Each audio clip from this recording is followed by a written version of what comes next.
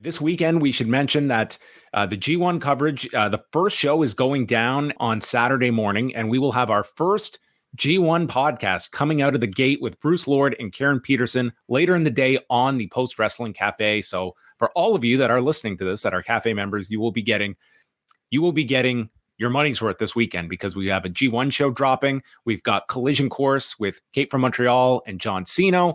And then Wei and I will be doing a free show on Sunday going through night 2 of the G1. And there's some great lineups that are coming up for the G1. We will preview the blocks. I've got to say, Wei, that in particular, this A block is really exciting for me. I think this is the block that has the most interest because you have a lot of newcomers. You're at the top of it all. You have Sonata, who is a very vulnerable champion that you can buy losing several matches here. And I would say not even a lock that he is, again, it's the top 2 point getters that move on in each block. And I don't know if I would pick Sonata to advance, but I don't think that's a lock necessarily. You have the combination of Sonata, then you have newcomers like Ren Narita, Shota Umino, Yota Tsuji, and Gabe Kidd. Gabe Kidd was awesome at the press conference. I mean, this guy comes out, cuts an amazing promo, and then he just launches himself onto Yota Tsuji. I'm sure he needed to get clearance for that ahead of time. And then just an amazing performance by Gabe Kidd at this press conference, which is pretty much New Japan open mic night. And then you also have Kaito Kiyomiya from Noah in this one as well. Who got jumped on by Gabe Kidd as well. That's right. That's right. Yeah. And he looked pissed after this. This shit wouldn't go down in Noah. This to me is the most interesting block of the 4 and the one I'm going to be most intrigued by. I tend to agree. I mean, there's a lot of perhaps discussion spurred on by this whole 3 Musketeers thing, and you have all 3 of them right here in this block. Which all the combinations should be, I think, outstanding. Like they're all trying to make a huge mark for themselves. And there's the throwback to the very first G1 where you had, that was the tournament built around Hashimoto, Muto, and Chono. And that's kind of the symbolism here, right down to Umino, who has been taught the STF by Masahiro Chono, who is the person most associated with the G1. Yeah, they did a story about him teaching Umino the STF. So that will be his big finisher in the tournament. Very cool. There's so much history and cool storytelling that I think you're going to get specifically from somebody like a Chris Charlton when it comes to the history of New Japan and the relevance of this whole 3 Musketeers branding.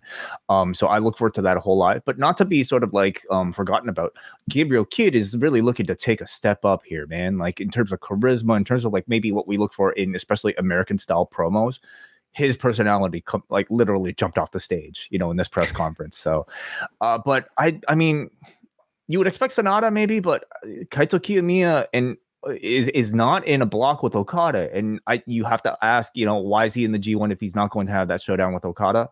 I'm picking Sonata and Kiyomiya to advance, but it would not stun me if like a Tsuji squeezed in there ahead of a Sonata. I think Kiyomiya goes to the next round. I think so too. On Saturday, the main event is Sonata against Hikuleo. Could you see the upset night 1 of Hikuleo beating Sonata? I see Hikuleo getting some big wins this year. Yeah, coming out of this block, who's going to be the next one to challenge Sonata, or at least, eventually? I think Hikuleo simply being a bigger person automatically has a bit of credibility and seems ready for a title challenge at this point. Sure. I can see Hikuleo getting the upset over Sonata. I can see Yota Tsuji beating Sonata in their rematch as well. Like, I think that'll be a hot match. Like, Yota Tsuji to me is one of the big ones to watch this year. So I love this block. I think it's really great. It's a great introduction to the next generation. Very much so. Let's go to the B block, and that is comprised of Kazuchika Okada coming off the submission loss to Bryan Danielson, Yoshihashi, Taichi, Kenta, Great O'Khan, Will Ospreay, Tangaloa, and El Phantasmo. So it's an interesting block. I would say you've got like maybe the biggest match of the whole round robin portion in Ospreay Okada. I think El Phantasmo is going to have a great tournament as well, and do well. I think Taichi will, like, he typically always does well in the G1 as well. And the rest is sort of like, we'll see what Great O'Khan can do if he sort of levels up this year. But I would think this is one where I would be stunned if Okada and Ospreay are not the 2 moving on. And and whether one of them does sort of the gets off to the slow start at the beginning with Okada selling the submission loss, or Ospreay coming off this war with Kenny Omega, if they tie that into them like losing a few matches out of the gate. Yeah, I mean, barring maybe, I don't know, hopefully, knock on wood, like more significant injury to either of the two, I feel like they're probably pretty safe locks. Okada for sure, you know, again with the Kiyomiya showdown, you know, in the next round. I'm also looking for a great G1 from Kenta, who I think continues to be like a really, really awesome personality. You know, he's got this thing where like he's purposely speaking in English at the press conference, even though of course he's very fluent in Japanese, but like relies on the translator to translate his English to Japanese audience. And it's hilarious. And I think in terms of charisma, he's really taken a level up. So. Yeah, I'm sure you'll if you had to pick a surprise advancement in this block, okay, either Okada and Ospreay don't make it on. There's a spot open. Who could you see being that third person that could squeeze by? Yeah. What are the chances of Taichi getting that spot? When I did my picks, not crazy. I found myself earmarking a lot of wins for Taichi, as I did Great Okan actually as well. Like it would not. That's another one. Okada and Great Okan is on. I think that's this weekend. Oh, that's tomorrow. That's on Saturday show. I could only see an upset there if they're telling the story of Okada coming off this devastating loss to Danielson, and he's ripe for an upset. Like the first weekend, you want to have like one or two big upsets, and I think Saturday show, you could do it with Great Okan and you could do it with Hikuleo with Sonata among them. So let's go to the C block. And this is going to be the hard hitting one. David Finlay, Evil, Tomohiro Ishii, Eddie Kingston, Mikey Nichols, Aaron Hanare, Shingo Takagi, and Tama Tonga. So there are some wild mixes of performers in this one. This weekend alone, we will get Eddie Kingston and Shingo Takagi. And to me, this is David Finlay's block to win.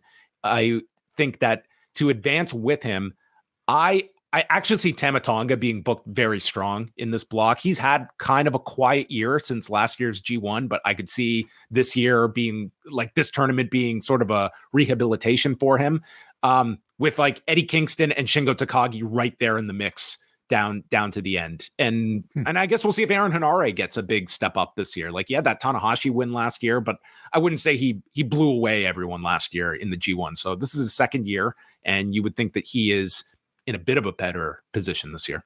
What about Evil? Evil, I mean, there's always that potential that they just suddenly put a rocket on this guy, but I really feel that time has passed.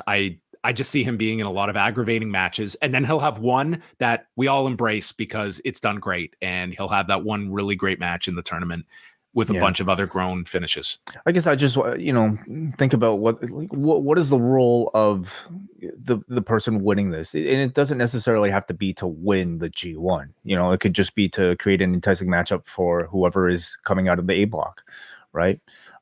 So I just wonder if an Evil Sonata showdown might be in store, but. Yeah, this is a really attractive looking block, in terms of matchups, seeing Kingston and Ishii. I think Kingston and Finlay, Ishii and Finlay, Shingo and Kingston, sounds awesome. So there's a lot of great combinations here. I mean, I'm curious to see how Mikey Nichols fares in this. I think a lot of eyes will be on him. Ishii, I think he will be, based on this last AEW run, I think he's going to have, I don't think he's slowing down this year. I don't see him getting a ton of points though. I think he's going to be like the big match generator, but I don't see him getting, he'll get a few, like he'll get like his signature win, but I don't see him having too many points. For what he will lack in points, he will earn in caffeine, because I imagine he will earn a lot of ratings points from John and myself. All right. Do you see David Finlay advancing at least one of the two? Yeah, I think this is his year to be not necessarily to win it, but I think he's going to be like, I could see him like just running the table and maybe has just one or two losses. I think he's going to be booked to be kind of the like running. He's going to be Max Verstappen in the C block. Everyone's fighting for second. Yeah, that's how strong I think he'll be positioned.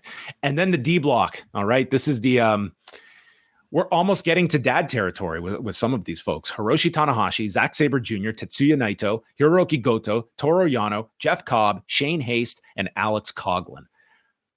I think this is going to be a really rough run for Hiroshi Tanahashi. You see what Jushin Liger said about Tanahashi? No, what did he say? It was in the Observer. The quote was, it was to the effect of, I'm not going to say anything more, but it's time. It's like, it was like Liger saying, like, listen, it's very evident. Yeah, I think we see it, in Tanahashi's recent performances. I also wouldn't put it past them that they're trying to tell some sort of story of like, hey, like, yeah, it's his time and he's going to somehow use it. I wonder if he'll use it in the course of this G1. Will that be a part smart of too? Like, they should lean into it. Yeah. Like, this is Tanahashi barely being held together, and somehow he has to escape and potentially even win, his block in the G1, and that might make for a moral victory. So I wouldn't completely write Tanahashi out. How these performances are going to look, I think that's a bit of a different story, but, we'll see if he adjusts his style at all. So last year, he was just a guy in his block. Like, he was not one of the contenders towards the end. Do you see them keeping him alive, booked stronger this year, or is he going to be... Because I would say, and I'll reserve judgment for the end of this, if Tanahashi is just going to be in there to win 2 or 3 matches and lose to a bunch of guys, I would have much rather seen him in the A block where his losses could be, I think, a bit more impactful. But we'll see. I mean, he could also have the reverse effect, and he's like the aging legend that is the sentimental favorite. And he could be one of the sentimental favorites for these audiences. I think he could be, provided he could, perform to at least an extent where he can tell the type of story of like an aging veteran throughout these matches. I think it could make for something compelling. He'd have to be very creative in like looking credible in those, wins though. Who else though are the contenders in this block? I see Zack and Naito winning this block. That's my thought. I think Zack for sure. I think they're really getting serious about him and have been for a while. And Naito, I'm just thinking because he's had such a reduced role that I think they're going to like flirt with the idea of like Naito and Sonata having something coming out of this. So those are my picks to win this block. But this one's semi-interesting, this block. I mean, Goto always has a really good showing, but never gets any praise for his performances in the G1. Yano is Yano, and there's a place for it.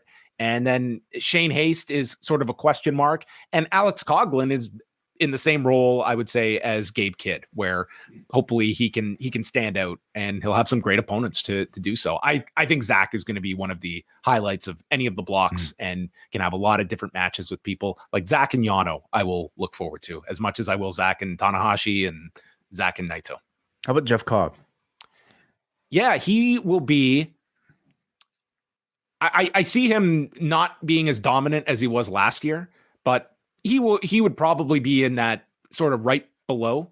I think he could be alive going into that final week and racks up points. I don't see him advancing though, but I could be wrong. There you have it. That is the G1. And again, all of the coverage begins Saturday. We've got 2 shows this weekend and then another coming out on Tuesday where I will be with WH Park.